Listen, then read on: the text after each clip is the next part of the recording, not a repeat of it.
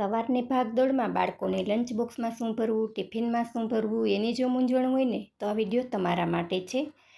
તો અહીંયા આપણે માત્ર ને માત્ર 10 જ મિનિટમાં બની જતો ઘઉંના લોટનો હેલ્ધી એવો નાસ્તો બનાવીશું, અને એ માત્ર 2 ટીપા તેલથી. અને જો તમે અહીંયા તેલ પણ વગર બનાવી શકો છો.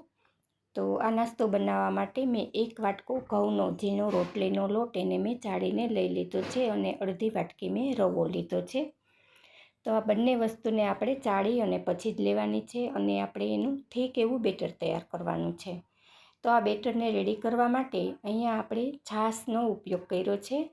જો તમારી પાસે છાશ ન વાપરવી હોય ને દહીં હોય ને તો અહીંયા અડધી વાટકી દહીં કરી અને પછી બીજું જોઈએ ને એ પ્રમાણે પાણી કરતું જવાનું, અને આ બેટર તમારે રેડી કરવાનું છે. અને આ બેટર લમ્સ ફ્રી બેટર તૈયાર કરવાનું છે.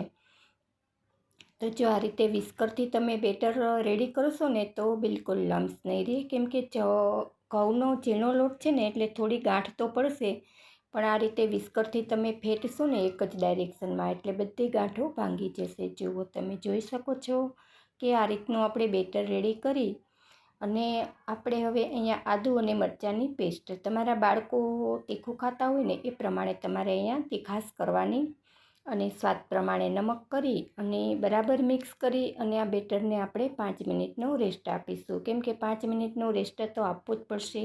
અહીંયા આપણે રવો કર્યો છે ને તો રવોને સેટ થતાં 5 થી 10 મિનિટ તો લાગે, પણ આપણે સમય ન હોય તો 5 મિનિટનો રેસ્ટ આપીશું ને તો પણ ચાલશે. બેટર આપણું રેસ્ટ લે છે ને ત્યાં સુધીમાં આપણે થોડા વેજીટેબલ તૈયાર કરી લઈએ. તો અહીંયા મેં ધાણા, કેપ્સિકમ, ગાજર અને ટામેટો એને મેં ઝીણા ઝીણા ચોપ કરી લીધા છે. તો તમારી પાસે ચોપર હોય ને તો એમાં તમે ઝીણું ઝીણું ચોપ કરી લેશો એટલે 2 મિનિટમાં જ વેજીટેબલ તૈયાર થઈ જશે. તો અહીંયા બેટર પણ આપણું થોડું એવું થીક થઈ ગયું છે. તો આ પરફેક્ટ આપણું બેટર બનીને તૈયાર થયું છે. આટલી થિકનેસ આપણે બરાબર જોઈએ એવી થઈ ગઈ છે. તો હવે અહીંયા આપણે થોડી એવી હળદર અને 1 મોટી ચમચી જેટલું તેલ કરીશું. જો અહીંયા ખાસ યાદ રાખજો મિત્રો કે અહીંયા આપણે સોડા કે ઈનો બિલકુલ નથી વાપરવાના, એટલા માટે આપણે અહીંયા તેલ કર્યું છે. જો આ તેલ કરશો ને તો આ નાસ્તો સરસ એવો સોફ્ટ બનશે. જો તમે તેલ ભૂલી જશો ને તો આ નાસ્તો એટલો સરસ સોફ્ટ નહીં બને. તો હવે જે આ વેજીટેબલ આપણે તૈયાર કરેલા છે ને એ બધા એમાં કરી દઈશું. અહીંયા તમારી ચોઈસ પ્રમાણે તમે વેજીટેબલ કરી શકો છો. કોબીજ છે કે અમેરિકન મકાઈ છે કે બટેટું છે ને એને પણ એકદમ ઝીણું એવું ખમણી એને પણ આમાં એડ કરી શકો છો. આમે બાળકો તો છે ને શાકભાજીવાળા કે કંઈ ખાતા જ હોતા નથી, તો આ રીતે તમે નાસ્તો બનાવી અને એને ખવડાવી દેશો ને તો ઊંસે ખાઈ લેશે અને ફરીવાર બનાવવાની ડિમાન્ડ પણ કરશે. કેમ કે બાળકોને તો ચટપટું જ ખાવું હોય, એટલે આ નાસ્તો સરસ એવો ચટપટો હેલ્ધી એવો બનીને તૈયાર થશે. બીમાર વ્યક્તિ પણ આ નાસ્તો પેટ ભરીને ખાઈ શકશે, કેમ કે આપણે ઘઉંના લોટ અને સૂજીથી બનાવેલો છે. અને તેલનો પણ જો અહીંયા તવો તમે નોનસ્ટિક વાપરશો ને તો તેલ બિલકુલ નહીં વાપરો ને તો પણ આ નાસ્તો તમારો સરસ એવો બનશે. તો અહીંયા આપણે હિંગ અને 1 ચમચી ધાણા જીરું પાવડર કરી, અહીંયા આપણે જો વધારે સ્પાઇસી મસાલા પણ નથી વાપર્યા, એટલે એકદમ હેલ્ધી આ નાસ્તો છે. તો આ નાસ્તાને આપણે આ બેટરને આપણે એક જ ડાયરેક્શનમાં 2 મિનિટ માટે એ ફેરવીશું ને એટલે આ જુઓ બેટર છે ને સરસ એવું હળવું થઈ અને ફૂલી ગયું છે. તો અહીંયા હું નોનસ્ટિક તવીમાં ખાલી આ બ્રશ જ ફેરવું છું તેલવાળું કરીને, વધારે અહીંયા આપણે તેલ પણ નથી વાપરવાના.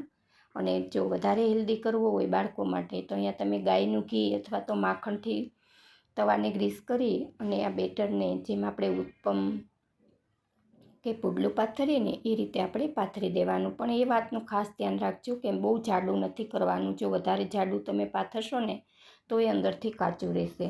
એટલા માટે અહીંયા તમારે મીડિયમ થિકનેસ જ પાથરવાની, વધારે પાતળું પણ નહીં ચાલે, કેમ કે આપણે વેજીટેબલ ભરપૂર કર્યા છે.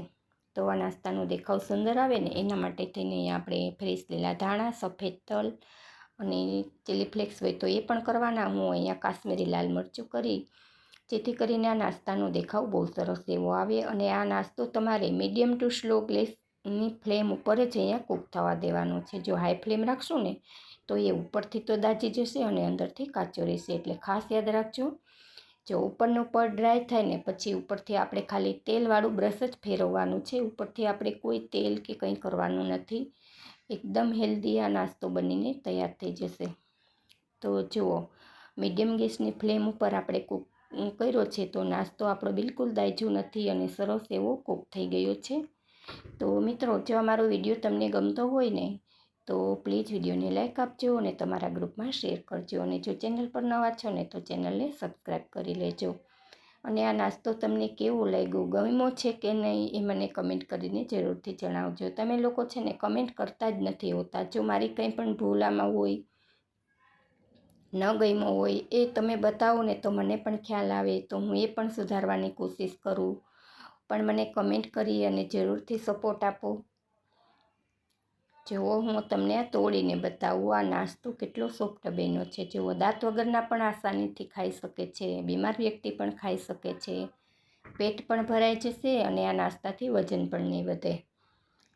તો બધાને અનુકૂળ આવે ને એવો આ નાસ્તો બનીને તૈયાર થયો છે. આ નાસ્તો તમે ટમેટો કેચઅપ, ગ્રીન ચટણી કે નાળિયેરની ચટણી કે ટામેટાની ચટણી કોઈ પણ ચટણી સાથે સર્વ કરી શકો છો. અને કાંઈ પણ ન હોય ને તો એમનો જ આ નાસ્તો બહુ એવો ટેસ્ટી લાગે છે. તો ચોક્કસથી બનાવજો અને મને કમેન્ટ કરવાનું ભૂલતા નહીં. ફરી મળીએ એક ઉપયોગી રેસીપી સાથે.